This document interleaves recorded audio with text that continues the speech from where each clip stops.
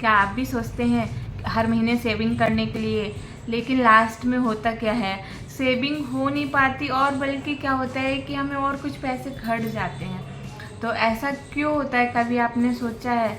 तो निराश don't worry, कोई बात नहीं, ऐसा आपके साथ बस नहीं हो रहा है, ऐसा तो कई लोगों के साथ में होता है।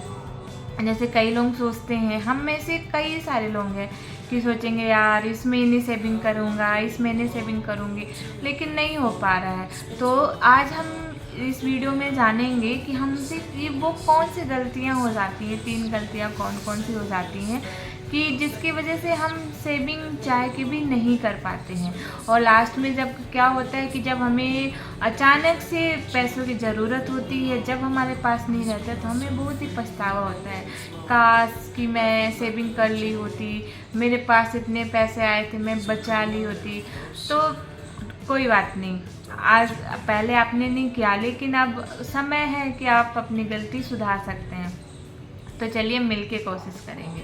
तो अब हम जानते हैं कि हमसे पहली गलती कौन सी होती है।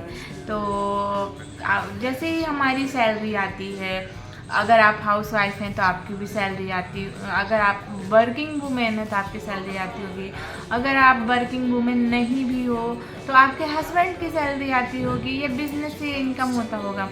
तो जब सैलरी आती है तो हम बड़े एक्साइटेड हो जाते हैं, वाह सैलरी आ गई है।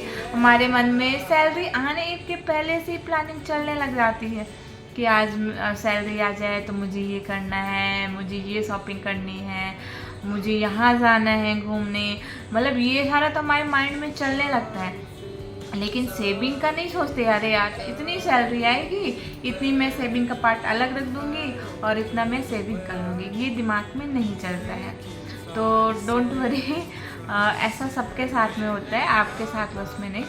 तो हमें सबसे पहले क्या करना है कि जब हमारी सैलरी आती है तो हमें सबसे पहले हमारी सैलरी आती है तो हमें क्या करना है कि हमें 10 से 20% जितना आपको करना है, 10 से 20% आप पहले से ही साइड में कर दो, पहले से ही बिना कोई प्लानिंग के। हाँ कि इतना पैसा आप वो भूल जाओ कि हाँ उतना पैसा हमारे पास है। तो इस तरीके से अगर आप 1 महीने कर लिए, 2 महीने कर लिए, तो आपका ऐसा रूटीन बन जाएगा आपको। आप उसके बाद जो है हम सेकंड क्या मिस्टेक करते हैं, आपको फर्स्ट ये अपनी गलती सुधारना है। और सेकंड मिस्टेक की हम बात करें कि हम बजट नहीं बनाते हैं, ये दूसरी गलती। ये 80% लोग करते हैं कि बजट नहीं बना के चलते हैं।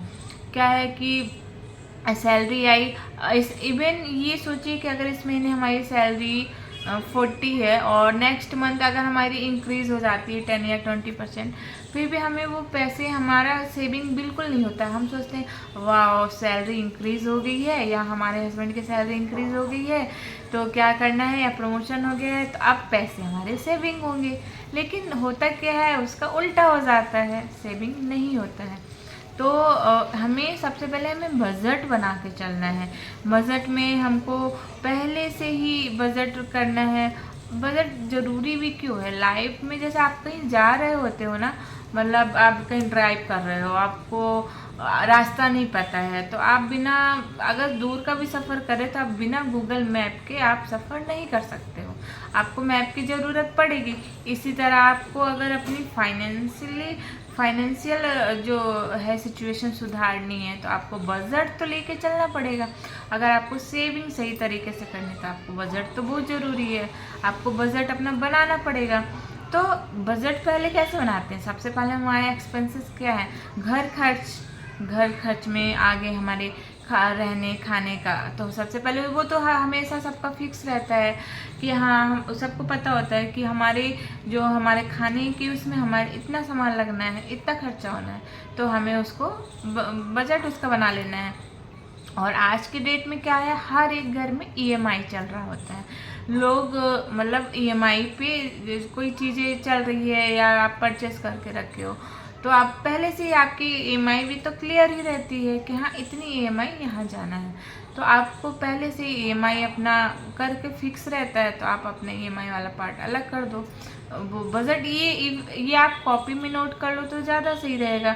अपना बजट आप एक डायरी या कॉपी बना लो, और या आप मोबाइल में भी नोटपैड में इसको नोट कर सकते हो। और फिर तीसरा क्या होता है कि हमें सेविंग थोड़ा सा, हम इसके अलावा हमें थोड़ा मनोरंजन के लिए साइड में कर देना चाहिए। जैसे कि मनोरंजन, जैसे कभी कहीं घूमने फिरने या डिनर के लिए, वो भी पार्ट हमें अलग कर देना चाहिए। उसके बाद हमें थोड़ा बहुत अपने इमरजेंसी के लिए भी रखना चाहिए। आप थोड़ा बहुत फिर उसको आप सेविंग के लिए रख सकते हो। और आपको पता होगा कई बार ना जो इमरजेंसी में काम आता है वो हमारे सेविंग वाले ही पैसे काम आते हैं। तो ये बहुत ही इम्पोर्टेंट है, तो हमें ये चीज़ करना चाहिए। अगर आप इतना सीख गए ना तो सब चीज़ कंट्रोल में कर सकते हैं। और इसके अलावा तो कई तो सेविंग भी कर लेते हैं, कई ऐसी गृहिणी हैं, कई ऐसे हैं मतलब हाउस वाइफ हैं जो कि पैसे सेविंग कर लेते हैं, लेकिन उन्हें सेविंग करते करते लंबे टाइम तक रखे रहते हैं, और हमेशा जो महंगाई दर बदर बढ़ती जाती है। तो अगर आप उसी सेविंग को इन्वेस्टमेंट कर दो, एसआईपी में इन्वेस्ट कर दो, म्यूचुअल फंड में इन्वेस्ट कर दो, या सेविंग मतलब कि किसी में भी आप इन्वेस्ट करते हो, तो आपको उसमें ज़्यादा मुनाफा हो सकता है, ज़्यादा प्रॉफिट हो सकता है। तो वो भी आपकी बेस्ट सेविंग मानी जाती है। तो आप ऐसे करके आप सेविंग कर सकते हो। तो अब आप मुझे कमेंट में ज़रूर आप लोग बताना कि आप में से कौन से आप ऐसी गलती करते थे जिसकी वजह से सेविंग नहीं हो पाती है।